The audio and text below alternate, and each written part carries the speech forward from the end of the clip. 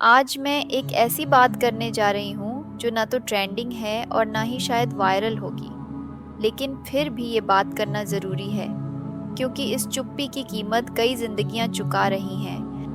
मैं नारी सशक्तिकरण के खिलाफ नहीं हूँ। मैं ये भी नहीं कह रही कि फेमिनिज्म ज़रूरी नहीं है, लेकिन क्या एक पुरुष के दर्द की कोई वैल्यू नहीं है?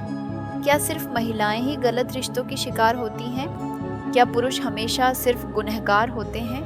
आज मैं आपको कुछ ऐसे रियल लाइफ इंसिडेंट्स बताने जा रही हूँ जहाँ पुरुषों के साथ इतना भयानक हुआ कि शायद सुनकर भी यकीन ना हो। लेकिन सबसे दर्दनाक बात यह है कि इनकी आवाज़ किसी ने नहीं सुनी। पहला मामला, मेरठ का drum murder case. Saurabh Rajput merchant navy में थे, एक जिम्मेदार इंसान, अच्छी नौकरी, सब कुछ ठीक लग रहा था।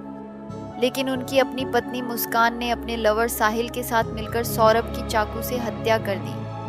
हत्या के बाद उनके शरीर के टुकड़े किए गए और उन्हें एक बड़े ड्रम में डालकर सीमेंट से भर दिया गया ताकि स्मेल ना आए और किसी को शक ना हो।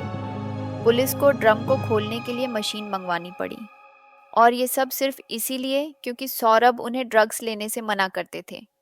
सोचिए, एक आदमी जो अपने घर को बचाना चाहता था, उसी घर में उसका अंत हुआ। दूसरा मामला, राजा रघुवंशी, इंदौर से मेघालय की हनीमून मर्डर। राजा और सोनम की शादी 11 मई 2025 को हुई थी।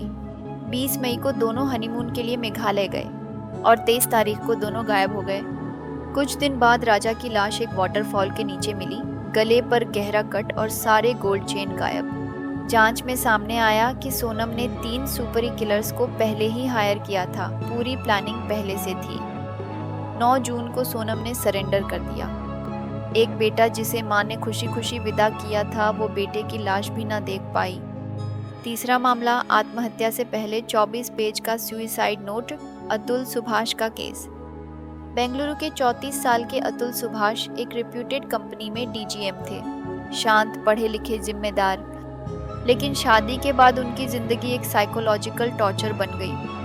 उनकी पत्नी ने बार बार उनसे 40,000 रुपये की डिमांड की, 3 करोड़ की प्रॉपर्टी उनके नाम कराने का दबाव बनाया और उन पर झूठे केस करने की धमकी दी। थक हार कर उन्होंने 24 पन्नों का सुसाइड नोट छोड़ा, जिसमें हर लाइन में सिर्फ तकलीफ थी।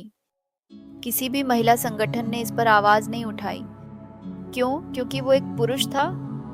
इन तीनों मामलों में एक चीज कॉमन थी, किसी ने उनकी बात नहीं सुनी।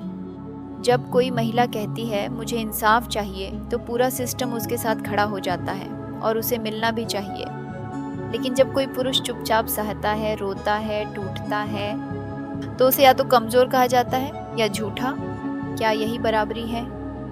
मैं ये नहीं कह रही कि महिलाएं पीड़ित नहीं होती, मैं सिर्फ ये कह रही हूँ, अगर हम सच्चे इक्वालिटी में बिलीव करते हैं तो पुरुषों की बात भी सुननी होगी। समाज को जेंडर बेस्ड नहीं, ह्यूमन बेस्ड सोचना होगा, क्योंकि तकलीफ में इंसान होता है, सिर्फ मेल या फीमेल नहीं। अगर आप भी मानते हैं कि हर आवाज़ ज़रूरी है, तो इस बात को आगे शेयर करें। शायद किसी और सौरभ, किसी और अतुल या किसी और राजा की जान बच जाए।